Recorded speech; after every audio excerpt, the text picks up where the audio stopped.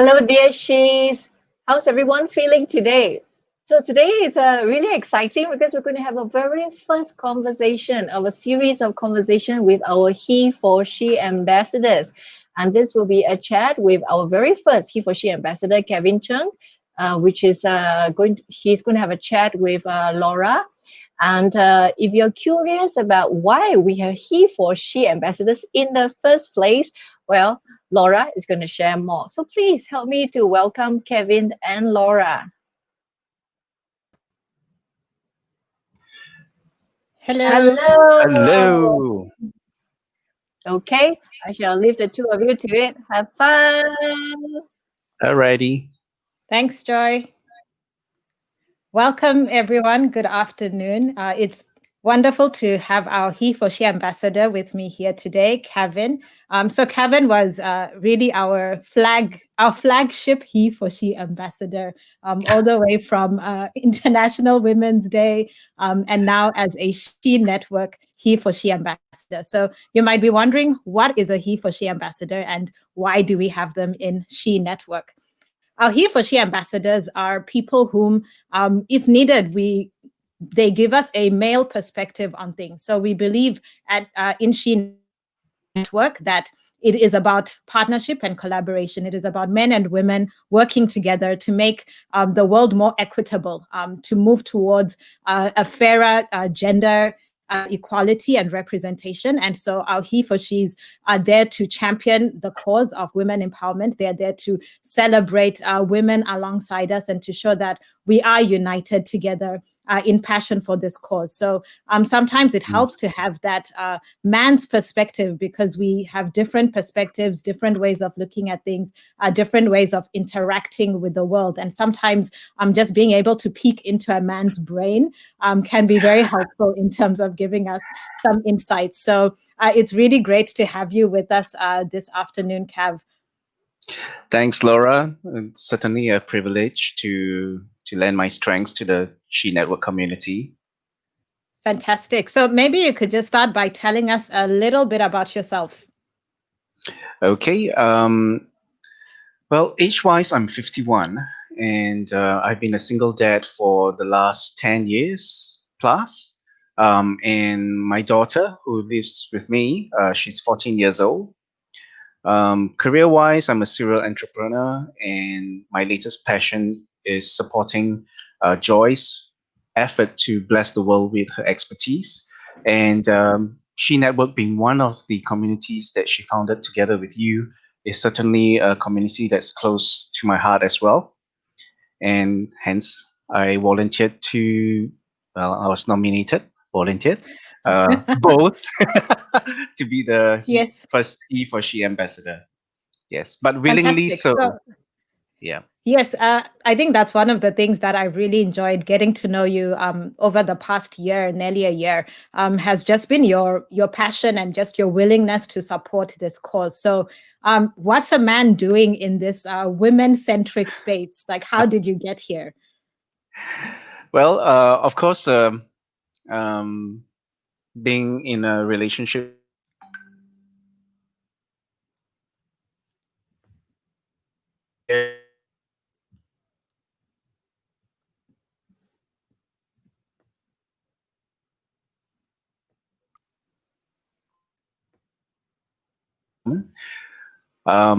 Yep, as a single father to a daughter, I believe that what the She Network is doing is paramount um, in contributing and making and building a world, a better world where women are empowered and there's gender equality for both genders, so that in partnership together with both male and female perspectives, the better world can actually be built for the women that are growing up today.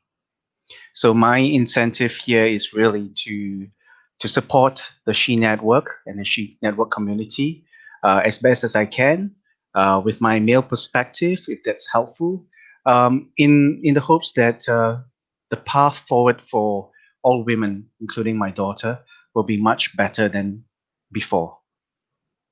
Thank you for that. So, as an International Women's Day ambassador, so earlier this year we had an International Women's Day, and you were there as an Mhm. International Women's Day HEforSHE ambassador, and you got to share the stage with some of our other HEforSHE. What does women empowerment mean to you? Women empowerment, it really means that women have their own unique strengths, and what they bring to the table, so to speak, is valuable, in fact, invaluable. Men also have their strengths, and a lot of times, men have different strengths and women have different strengths. But Mm, together, when the strengths are combined, it really becomes a very powerful force. And it would be a shame if either party were just to function independently of the other. mm. So, women empower means giving women a voice and opportunity for them to really bring their strengths to the fore and apply their strengths to be a blessing to everybody. That's fantastic. So you've been involved along the way, so pretty much from the start of She Network. So what does that mean to you? What kind of impact have you seen through this community? Mm, I think the unique thing about She Network is that whilst on the top layer, it is very much can be seen as a feminist movement or community, but the holisticness of the She Network community is what really makes She Network quite different. The inclusivity that She Network has to include other feminist communities, but in this case, it also includes men who believe in supporting women empowerment as well, and who see that there's value in empowering women. So the She Network community is certainly one of the more holistic communities that I've come across. I think in that sense, especially in Asia, I think the She Network community is certainly different from many other communities, and it's has its own unique strengths and positioning in helping the women empowerment overall by including the he's. Yeah, and I'll quote Captain Planet. When our powers combine, and I think that's really the power that we can bring together. So, as you mentioned, She Network, we do love collaborating and working with other women's networks, and with the other half of the gender. So, that's fantastic. So it really is our heart. Maybe for those of you who are in the She community group, so this group is a space just for women, but overall, She Network itself as a movement, our vision is really to be inclusive of men and women working towards women empowerment. So, what do you think are the benefits being a HEforSHE? What are the benefits of having a HEforSHE and a male perspective available within this space? Okay, at the risk of you know going into certain stereotypes of men and women, I think the reality is men are just programmed differently to some extent, and women are also programmed differently. So one would say that men generally are less emotional, more logical, and women tend to be more emotional, and perhaps the stereotype goes that they are less logical. Of course, stereotypes are not certainly something that should be taken as is. There are always exceptions to the rule. But I think for men, because we tend to be more cerebral, and we can sometimes disassociate our emotions from our thought processes, we tend to lean towards finding solutions faster, much faster than, say, talking at length about the situation. So sometimes, in certain unique situations, a solution based approach is probably more valuable or much needed, and that's perhaps where a man can actually land his strengths in that area. Yeah. And I think there is that sense. I think sometimes when we are talking about relationships, even interpersonal communication, as you said, it's not always about stereotypes, but it's about different perspectives and how people process the world differently. And sometimes Yes. maybe you want someone who, is a bit more of like a shoulder to cry on, and sometimes you want someone who's, a little bit more direct, and just head straight to, okay, how do I help you, problem solving mode. And so I think getting those different perspectives is actually very helpful within this community, being able to hear almost from the other side of the coin. So, Yes, spot speaking of on. which, earlier you mentioned that you do have now a teenage daughter, which I'm sure will be an interesting journey in the years to come. But I thought I'd find out from you, what are some of the challenges that you faced as a single father, especially maybe when your daughter was younger and you were raising her on your own? Yes, I think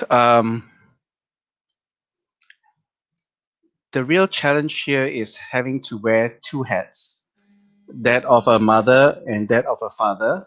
But um, I actually naturally wear a father's hat better than I do a mother's hat. Um, so along the way, when I say I have to wear a mother's hat, I really have to get in touch with my feelings. I really need to be able to empathize with my daughter at an emotional level, to be both a nurturer as well as a leader or coach for her, or a role model. So the role model part, the commanding aspects of being a parent was easier for me, more natural, because maybe perhaps being a guy, I insist on certain things being done, and I don't care about feelings. But when I have to wear the motherly hat, so to speak, I really have to be mindful of her feelings and also be mindful of my own feelings. And my approach tends to be more affectionate, as opposed to the stereotypical strong silent type father. I actually choose and have to choose purposefully to be more communicative, despite the challenges of actually naturally wanting to be strong, silent, and perhaps fierce. So that actually was quite challenging to keep that balance between the two. And doing that for almost 10 years now, I think that's a lot of good training there as well. Yeah, it sounds like you've kind of developed a lot more emotional sensitivity, perhaps just from this entire experience of being the sole parent in that situation. So, what would you say are some of your concerns for your daughter, like just in today's world as she's growing up, as she faces the future? Um, I think the same challenges that exist today are probably going to be the same challenges that she will face, hopefully to a much lesser degree, as communities like the She Network and other women empowerment initiatives throughout the world grow stronger and gain more momentum, and really start being more integrated into society. Um, because generally the world led by men tends to be very much more egocentric, if I may use that term, and it's all about ego and glorification of the self.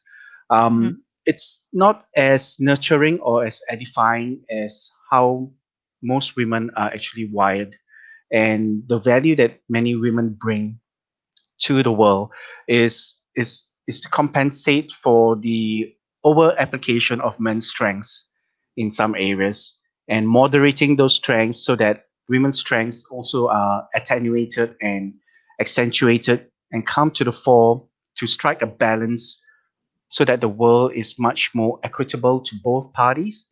And as a planet, the world becomes more cared for.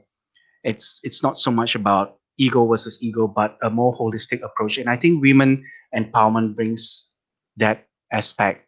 So for me, I like to see my daughter uh, be part of communities like the She Network, and make that difference and to have that freedom to apply her strengths fully, regardless of whatever society may dictate in terms of men's role and women's role, and perhaps some of the biasness that will may still persist at that time. I think as you're speaking, what comes to mind is, when you have a hammer, everything looks like a nail. And I think in a in a world where there's been, like as you said, a lot of masculine energy in terms of leadership, that's been the approach that's been applied almost across the board. Whereas I think there's this, as you mentioned, the complementary strengths of sometimes you almost need a more feminine kind of energy, and as you bring those together, you actually get the best of both. You expand the tool set that you get to use to lead in a more effective way. Oops, I think we have internet situation with Laura.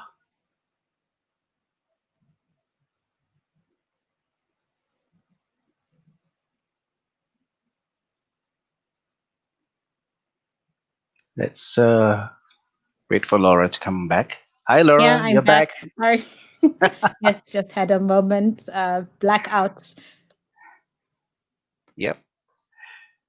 So thank you for sharing that. And so, like I said, I was just talking about the complementary energies. So, as we look forward into the future, a hopefully much brighter and better and more equitable future, what do you think it would look like as women step more into their strengths, and if the world was more equitable? Like, what are some of your dreams and aspirations for your daughter's future?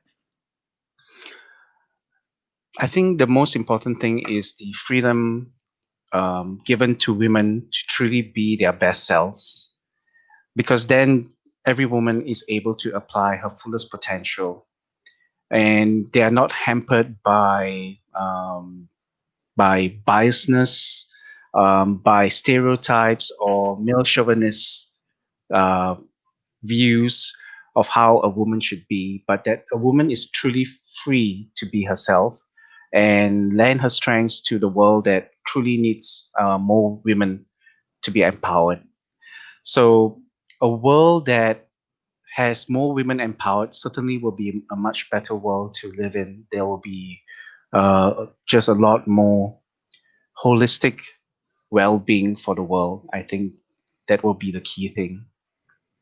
And it's encouraging to have people like you working towards that future, and I think just sharing that sense of what the future could look like. So who would you say are some women leaders maybe that you admire and respect, and why? Okay. The Prime Minister of New Zealand, Jacinda, she is one of those that I think are contemporary, uh, powerful. She is, I think, choosing to be authentic in her choice of leadership as a woman and as a leader in a very masculine world, or in a very usually masculine role. And she's doing a great job at it, because I think for me, when I'm observing her, I think her authenticity is refreshing. She is smart, she is caring, and she chooses to make it known that she cares.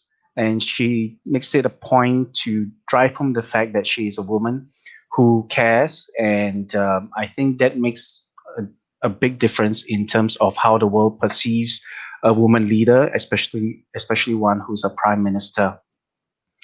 There's also Malala, and Malala nearly lost her life when the terrorists wanted to wipe her out, kill her, because she was a proponent for education for women. And the striking courage that she had, and and the blessings of actually uh, being alive to continue building and that legacy of empowering women, it's really quite striking for me. And the third role model uh, got to appreciate more actually when Joy and I recently watched a little bit of an autobiography of her was and is Michelle Obama. You know, she truly um, lent her strengths during the presidency of Obama, and she didn't overshadow him, but she certainly came across as a peer, as a wife, and a supportive partner to his efforts as a president of the United States. She did it vocally, she did it quietly, but certainly what was significant was that she lent her strengths and she wasn't shy to be who she was. And again, authenticity there was quite striking for me.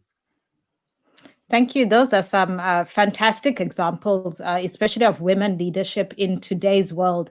And it's incredible to see just even the richness and the diversity of their backgrounds and just how they are able to navigate their different situations, their different backgrounds, whether it's like, social, economic, political situations that they've been able to navigate. And especially, of course, the New Zealand Prime Minister at this point, navigating through this crisis and being able to handle that situation well, I think has really, I think, been a great role model and a great example to lots of young women around the world of what's possible. I think it's so important to see those examples and have those role models of seeing the possibilities. And I know we have a lot of very strong, powerful, influential women in this community, in the She Network.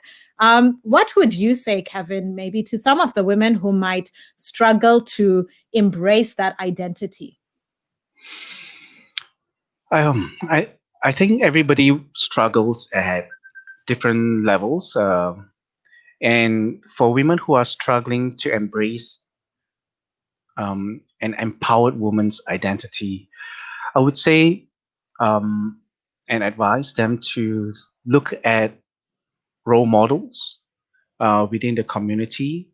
And every woman in the community um will have their own unique strengths, and as they get to know other members in the community, I think I would recommend that they look at each woman's strengths, appreciate their uniqueness, and perhaps find means and ways to engage with the members, and seek help.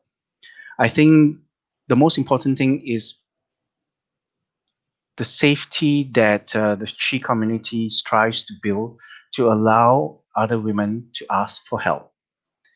I think asking for help is certainly a very important first step, and everybody would do well to have that freedom and to give themselves permission to ask for help.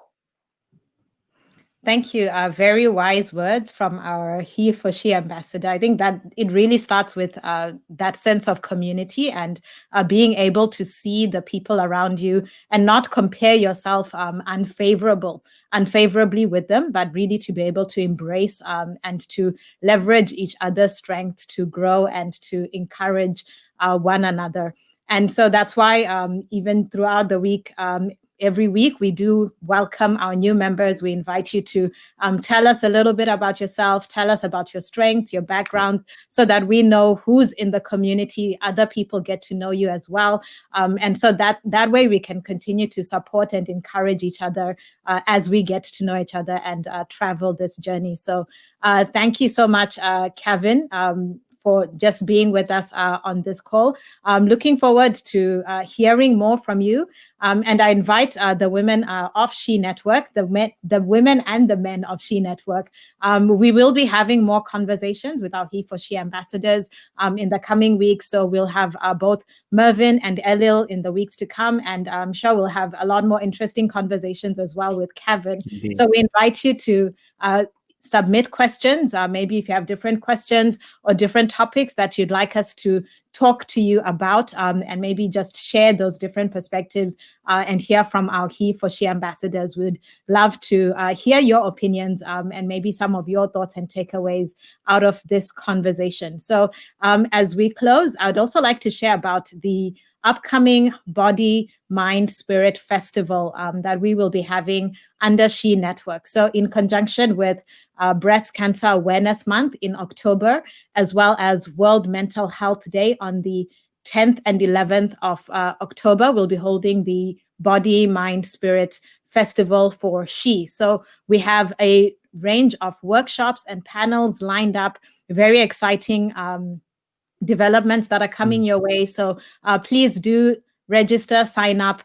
So the goal of this is to raise funds, raise awareness for breast cancer, and all proceeds of tickets purchases will be going towards the breast cancer awareness. So please do support us. We look forward to having you join us for the Body, Mind, Spirit Festival on October 10th and 11th as we raise awareness of breast cancer and mental health and well-being. So as you know, at HE, happiness, well-being is one of our key pillars: strength, happiness, and empowerment. So well-being is a key part of that. And October, breast cancer awareness is one of the key months in terms of women's well-being, women's health. So we'd love for you to partner and join us for that. So looking forward to connecting with you again soon, Kavin. Let's end Likewise. with our Wonder Woman pose. Ha! Thank you, Kavin. Have a great day, Thanks, everyone, Laura. and talk to you soon. Bye. Yes. Bye.